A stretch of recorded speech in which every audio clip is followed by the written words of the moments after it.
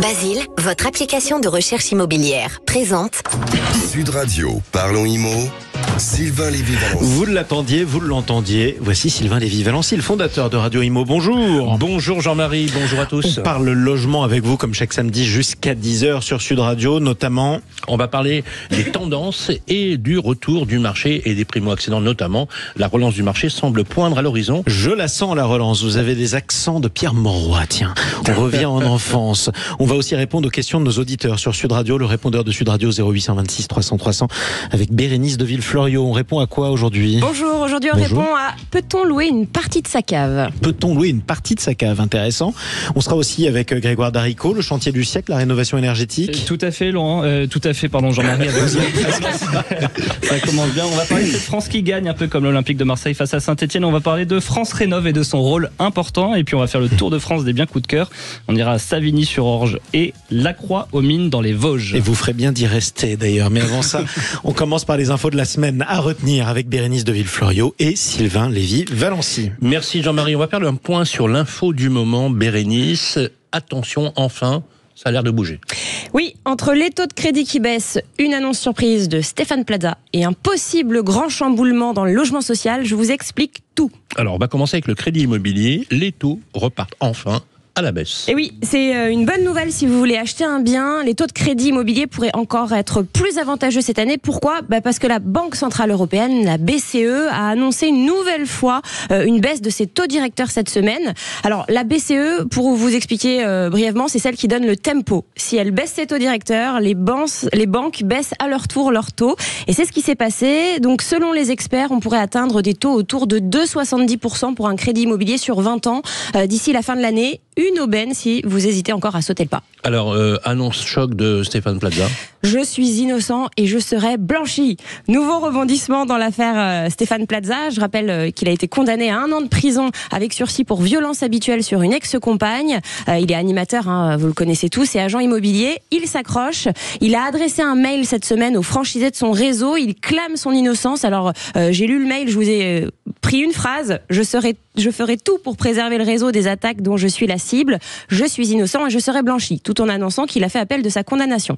Alors moi, ce qui m'intéresse, c'est plutôt côté business. Il faut dire que cette affaire ne touche pas lui, c'est son réseau d'agences Stéphane Plaza Immobilier qui comporte environ 650 agences en France qui est impacté de plein fouet par cette affaire médiatique. Plusieurs agences rapportent une baisse des fréquentations. Les clients n'ouvrent plus la porte parce qu'ils refusent d'être associés, d'associer leur logement au nom de Stéphane Plaza. Et les agences ont des difficultés aussi à obtenir des financements. Oui. Certaines banques jugent désormais l'ancienne trop dangereuse. Et puis pour faire un petit peu d'actu de son côté, M6 a suspendu toutes ses émissions comme Recherche appartement ou Maison et Maison à vendre. Eh bien, en ce qui nous concerne, on va pas hurler avec la meute. Voilà, c'est dit comme ça. On finit avec une info qui concerne les locataires HLM. Fini le logement social à vie. Oui, jusqu'ici, quand on obtenait un logement social, on pouvait y rester aussi longtemps qu'on le souhaitait. Mais ça pourrait changer. Le gouvernement envisage de mettre fin au droit au maintien à vie dans les logements sociaux. Alors, je vous donne un exemple. Si vous avez des revenus relativement faibles, voilà, vous avez fait la demande, on vous a attribué un logement social. Eh bien, actuellement, vous pouvez le conserver indéfiniment tant que locataire, même si vos revenus augmentent. Eh bien, les députés Ensemble pour la République ont déposé une proposition de loi qui prévoit des contrôles annuels des revenus et du patrimoine des locataires, parce que oui, certains petits malins locataires de logements social ont par exemple ont les moyens de s'acheter une maison à côté et le font. Ça, c'est assez fréquent. Donc, en cas de dépassement des plafonds de ressources de manière durable, le bail pourra être résilié. L'objectif, vous l'avez compris, c'est de libérer des logements sociaux, voilà, pour les ménages qui en ont vraiment besoin. Ben oui, bien sûr. Exactement. Écoutez, on va en reparler avec vous, pourquoi pas. Merci beaucoup Bérénice de Villefloriot. Restez dans les parages à suivre. Sylvain Lévy-Valency, votre invité, on parle de... On va recevoir Xavier Belvaux, le directeur général d'un réseau qui s'appelle WeInvest. On va parler des tendances de l'immobilier et des bons conseils pour acheter. À tout de suite. Basile, votre application de recherche immobilière, présente Sud Radio, parlons IMO, Sylvain Lévy-Valency. Comment devenir propriétaire pour la première fois de sa vie ? On en parle avec Sylvain Lévy-Valency et son invité. Merci Jean-Marie. Bonjour Xavier Belvaux. Bonjour. Vous êtes directeur général du réseau immobilier WeInvest France. Merci de vous être déplacé, de répondre à nos questions. On a envie de vous poser une question. Vous êtes un professionnel de l'immobilier, vous avez une longue carrière derrière vous. C'est quoi votre lecture aujourd'hui du marché de l'immobilier français. On a l'impression très franchement que ça repart. Alors au-delà des discours un peu corporate officiels, votre avis professionnel et personnel? Alors, on voit depuis le dernier quadrimestre, de toute façon, qu'on a une évolution au-delà des taux. C'est-à-dire qu'en réalité, on a, à un moment, on a eu quand même une période pendant 2 ans de latence, parce qu'on a tous parlé de 2024, mais en réalité, ça avait bien commencé en 2023. Et c'est vrai qu'aujourd'hui, on s'aperçoit que les indicateurs sont plutôt ouverts. On a enfin une loi de finances qui a été promulguée. Alors, on l'aime ou on l'aime pas, mais elle est là. On a quand même le PTZ qui va être ouvert sur l'ensemble du territoire, et notamment pour les primo-excédents. On a les droits de mutation qui seront pas augmentés, en tout cas pour les primo-excédents. Donc, on s'aperçoit qu'on a envie de remettre en tout cas un peu d'huile dans le moteur, notamment pour les primo-accédants, et ça c'est une nécessité, parce que ça va nous permettre de redonner de la construction. En redonnant de la construction, ça va nous permettre de remettre des biens sur le marché immobilier. Donc aujourd'hui, on va dire au-delà même des taux, parce qu'effectivement on parle que les taux pourraient descendre en dessous des 3% sur 25 ans. Ça on verra si la BCE arrive à tenir ses engagements, mais que pour autant on a quand même gagné 1,5 par rapport au plus haut de la crise en avril 2024. Donc en réalité, pour l'instant, on a des indicateurs qui sont plutôt ouverts. Alors justement, dans la même foulée, on voit bien les clients, ce qui les intéresse, c'est la recherche, c'est louer, c'est acheter, qu'on soit mandataire, agent immobilier, à la limite, ils s'en fichent un peu. L'essentiel, c'est qu'ils aient le service qu'ils souhaitent. Justement, il y a quelques jours, il y a eu une information, une décision de justice du Conseil d'État, qui apparemment l'État perd un bras de fer face à la FNAIM, qui les a enjoints de promulguer le décret d'application après 11 ans d'attente. C'est un décret sur les contours de la formation initiale des agents immobiliers et des collaborateurs. Alors, question, est-ce que c'est une bonne chose? Je pense que vous allez me dire que oui, certainement. Mais ça porte... quelles sont les conséquences? Parce qu'actuellement, vous faites déjà de la formation. Alors, si on reprend un peu, c'est vrai que c'était les contours de la loi Allure en 2014. Et effectivement, comme dans toute profession aujourd'hui, c'était un peu surprenant que dans notre profession, on n'ait pas un minimum de socle commun de formation. Donc je pense que la FNAIM ait réussi à enjoindre, grâce au Conseil d'État, l'État à faire les choses, plutôt très positif.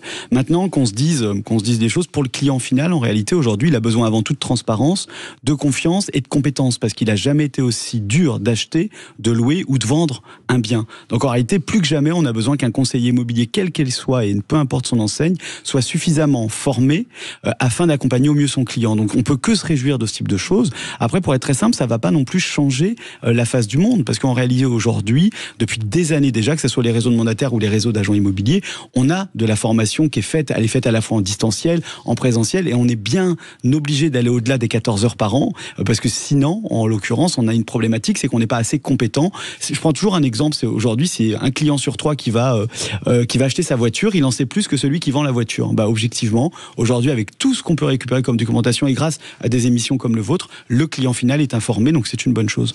Avec la crise qu'a connu l'immobilier, qui est encore en crise, bien évidemment, on voit bien qu'il y a les cartes sont rebattues sur l'intermédiaire immobilier. Alors on voit bien qu'il y a une évolution dans les usages notamment. Est-ce que l'approche des clients elle est différente quel que soit le réseau? Parce que vous savez, il y a beaucoup de plateformes, on parle du tout digital. Maintenant, il paraît que vous parlez beaucoup d'IA, d'intelligence artificielle, comme quoi ça va révolutionner le métier. Ça représente quoi dans l'imaginaire des gens, l'agent immobilier?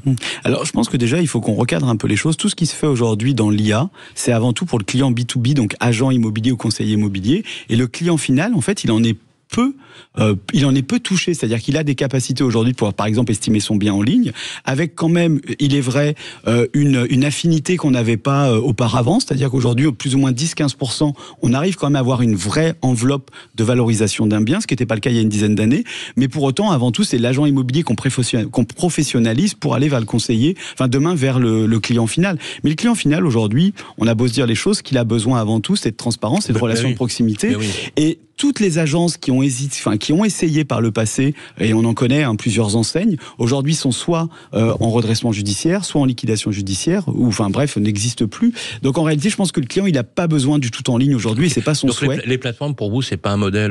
Je pense que la plateforme 100% en ligne n'est pas un modèle, et le français n'est pas prêt aujourd'hui à aller sur ce type de choses. Il a besoin à un moment de pouvoir se recentrer, de pouvoir avoir quelqu'un avec qui il va discuter, échanger. C'est un peu comme son courtier en financement, même si 80% des choses peuvent se faire en ligne, ou comme chez le banquier, banquier, à un moment, on a besoin d'un point de contact. Vous le savez, 2,5 millions de Français sont en attente de logement. Il y a 4,5 millions de personnes mal logées. Enfin, le mal logement est un fléau national. C'est une tannée, c'est une galère. Le marché de la location s'est rétréci de moitié. Et je vous parle pas du métier de la construction, vous le savez. Là-dessus, vous avez les calendriers de rénovation énergétique. D'ailleurs, nous avons notre spécialiste avec Laurent Pernas qui en parle toutes les semaines, avec notamment, par exemple, des DPE déclassés pour pouvoir mieux vendre, etc. C'est un vrai sujet. On parle même d'1 300 000 DPE faux et qui serait frauduleux. On voit que le secteur de l'immobilier est un tournant décisif, notamment sur l'accompagnement des Français, sur les travaux de rénovation. C'est quoi votre constat, à la fois sur le marché locatif, dans lequel maintenant, c'est clair, la nette énergétique est déterminante, puisque d'ailleurs un administrateur de biens ne peut plus louer les étiquettes G, par exemple, mais aussi dans l'approche du bâti. Comment vous adaptez cette politique au sein de votre réseau ? Alors tout simplement, je pense que si on revient vers le client final, aujourd'hui la problématique c'est que depuis des années on a tendance aussi à matraquer le bailleur. C'est-à-dire que c'est un gros mot d'être un bailleur. Et je pense qu'il ne faut pas oublier qu'aujourd'hui le bailleur il participe à l'économie. Important que les offices HLM sont pleins à craquer, que les demandes sont pleines. Donc on a bien besoin d'avoir des bailleurs privés qui sont présents sur le sol français. Vous voulez dire que les bailleurs c'est la variable d'ajustement des politiques fiscales ? C'est plus que la variable d'ajustement aujourd'hui, ça fait partie directement de l'économie. Au-delà de ça, si on s'approche, effectivement on a des obligations qui sont présentes aujourd'hui depuis le 1er janvier, on en aura d'autres en 2028 et en 2030. Il faut quand même qu'on reste assez vigilant parce qu'on a deux choses qui vont s'opposer. On a premièrement, effectivement, on a l'obligation de rénover. Il est absolument pas normal d'avoir des marchands de sommeil en 2025 et même avant. Par contre, il faut qu'on soit vigilant parce que la problématique, c'est qu'on n'a pas suffisamment d'artisans RGE.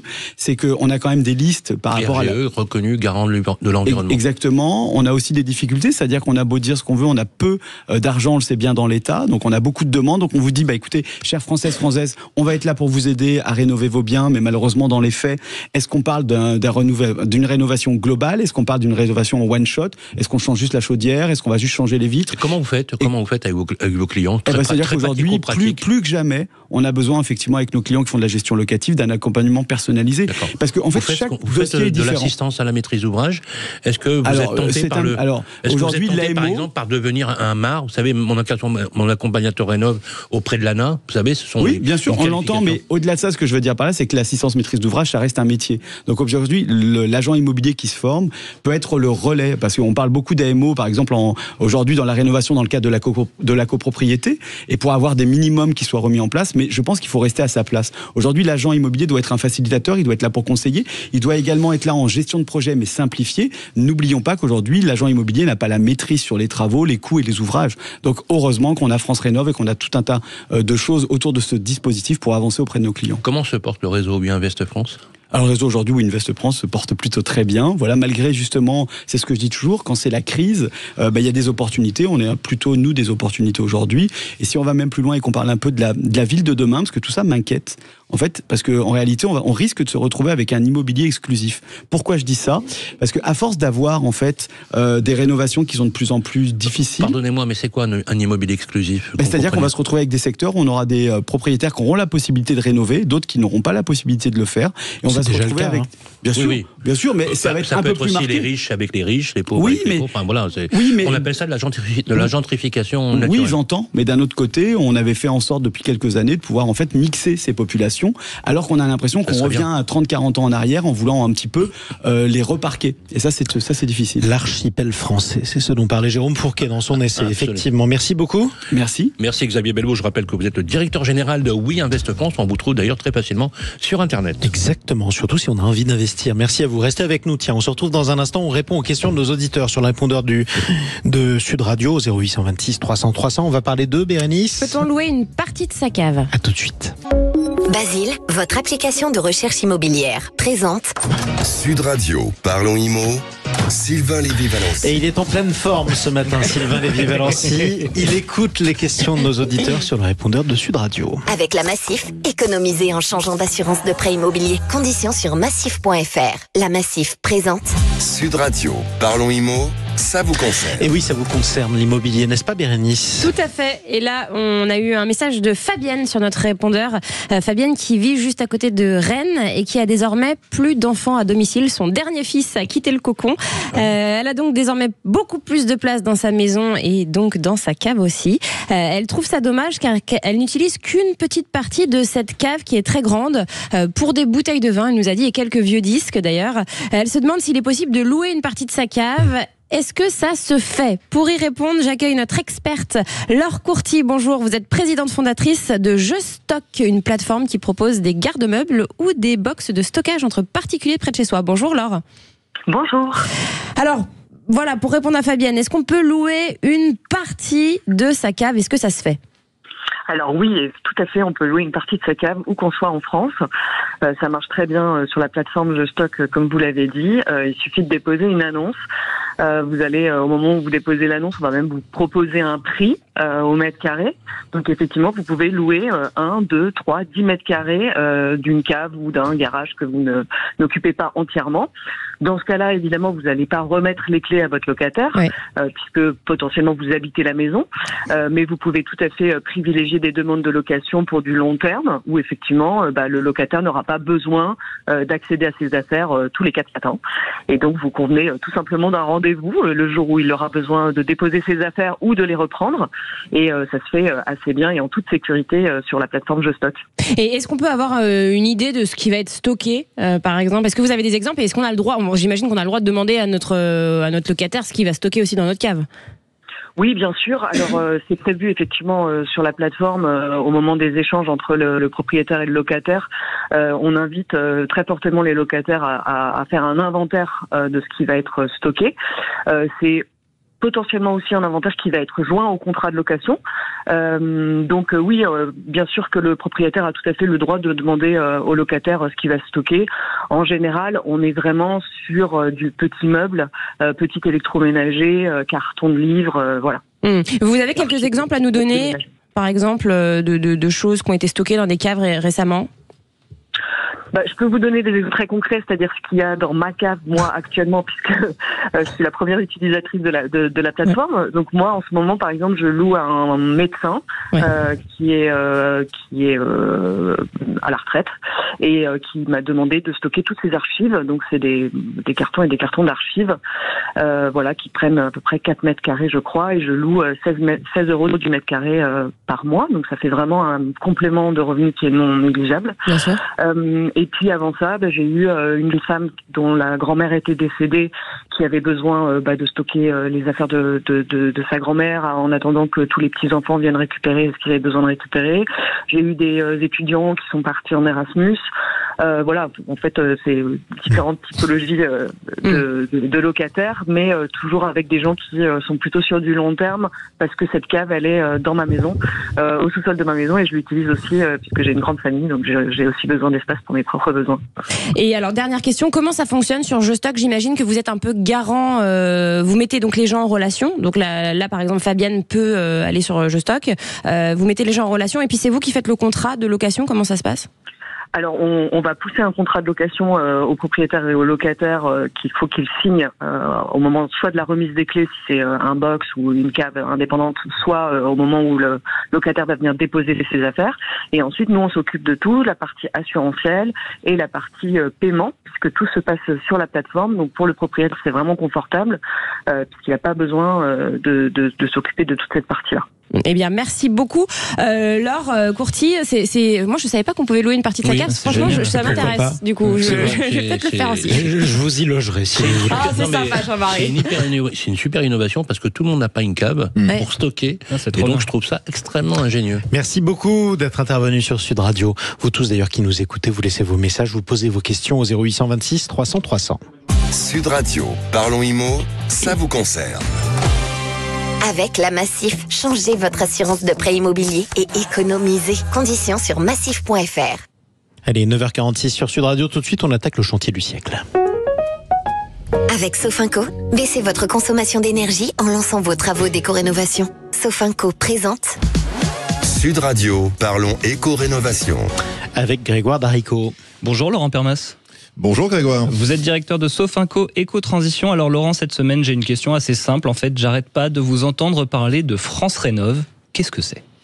France Rénov', c'est une marque, c'est tout simplement, c'est le service public accessible à tous, un peu comme les impôts, c'est un guichet unique en fait, un espace conseil près de chez vous, qui va vous appuyer sur des aspects administratifs, techniques, sociaux, financiers, et notamment pour les travaux de rénovation énergétique, que pour les travaux de rénovation énergétique. Donc on va voir un peu son fonctionnement, les avantages et puis les conditions d'accès pour justement mettre en valeur ce guichet unique que nous connaissons pas assez en France. Alors justement, à quoi ça sert concrètement ? Alors, premièrement, simplifier. C'est-à-dire qu'on sait aujourd'hui, la rénovation énergétique et la rénovation en fait de son logement, c'est relativement complexe. Vous avez des aides, vous avez des aspects techniques, des audits, des DPE, et donc justement, ça sert à simplifier l'accès à tout l'ensemble de ces démarches pour les particuliers, et ça c'est vraiment important, et de mettre en relation les particuliers aussi avec les professionnels. Ouais. Deuxième objectif, en fait, c'est de pouvoir tout simplement répondre aux engagements de la loi climat et résilience de 2021.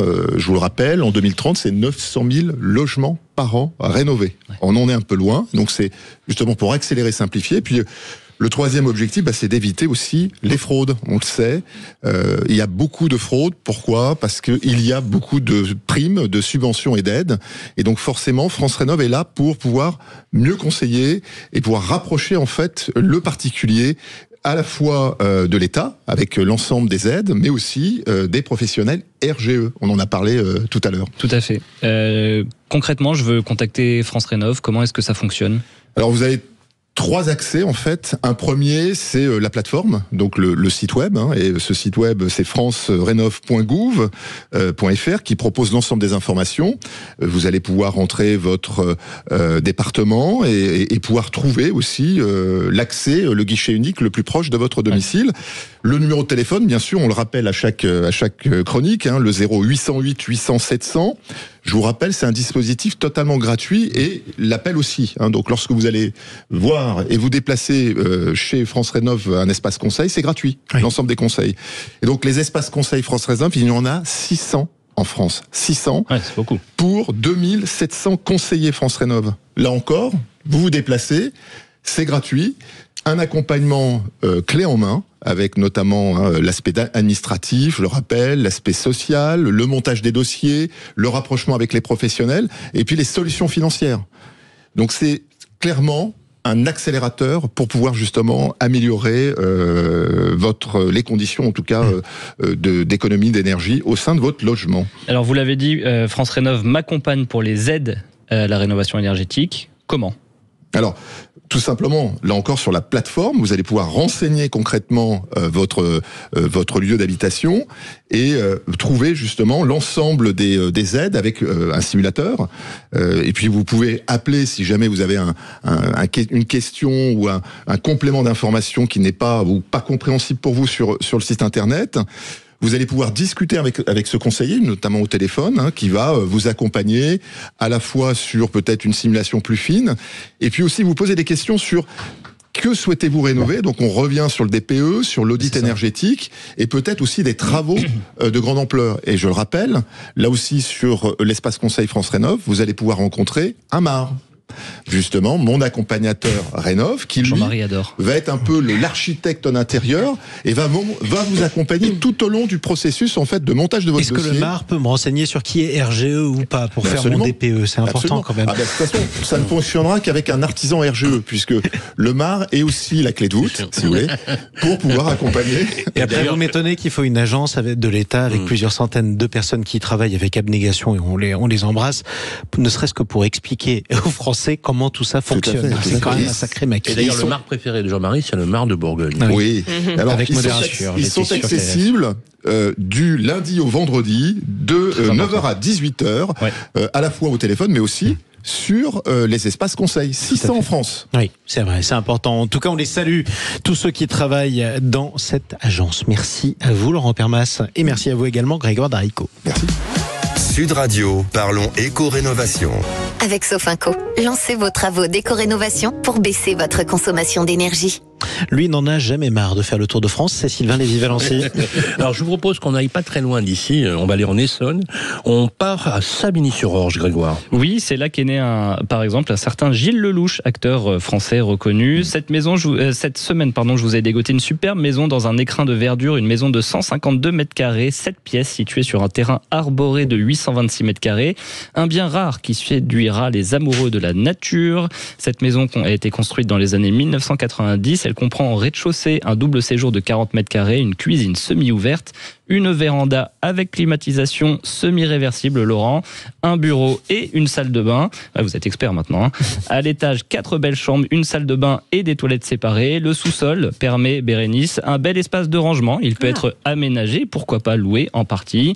Une maison proche des commodités, des écoles et des commerces. Une maison qui présente un diagnostic de performance énergétique, votre fameux DPE, Jean-Marie, de C. Bref, il y en a pour tout le monde. Une belle opportunité proposée au tarif de 595 000 € par Basile. J'ai eu peur parce qu'à un moment j'ai cru que les toilettes aussi étaient semi-ouvertes.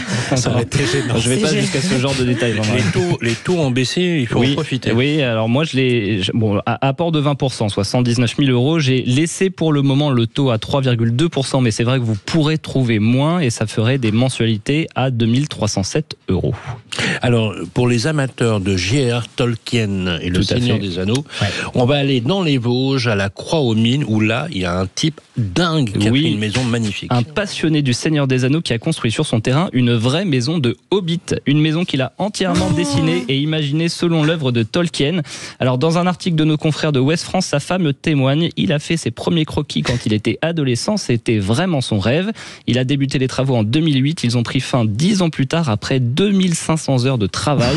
Bon, aujourd'hui, tout y est. La fameuse porte et les fenêtres rondes, les racines des arbres au plafond et les meubles de seconde main. C'est une maison de 48 mètres carrés qui peut accueillir 2 adultes. Alors, pas besoin d'être en taille Hobbit pour y rentrer. Question, est-ce qu'il faut avoir les pieds poilus? Oui. Pas forcément. Je rappelle que le Hobbit a les pieds poilus. Tout à fait. Alors, vous pouvez, Sylvain, c'est en option, mais c'est pas obligatoire. Cette maison, elle se compose d'une grande pièce à vivre, d'un salon, d'une chambre et d'une salle de bain. Une maison qui est à louer, si ça vous intéresse, au cœur du massif vosgien, avec une vue imprenable pour tous les fans du Seigneur des Anneaux. Il y a un site internet dédié, maison de Hobbit Vosges toutattaché.fr pour plus d'infos. Le tarif, Jean-Marie, parce que vous allez me le demander, 310 € par nuit pour 2 personnes, avec en plus option petit déjeuner de Hobbit et repas de la Terre du Milieu. Il en mangeait combien, les petits déjeuners, les Hobbits? C'est 8, je crois. C'est 8, d'accord. Bon, il est 9h54 exactement. Notre précieuse Bérénice nous le rappelle. Vous avez encore le temps d'en faire 7 des petits déjeuners. Merci à vous tous, les amis. Merci Jean-Marie. Cette émission arrive à son terme. On la retrouvera rediffusée à midi, mardi prochain sur Radio Imo. Vous revenez?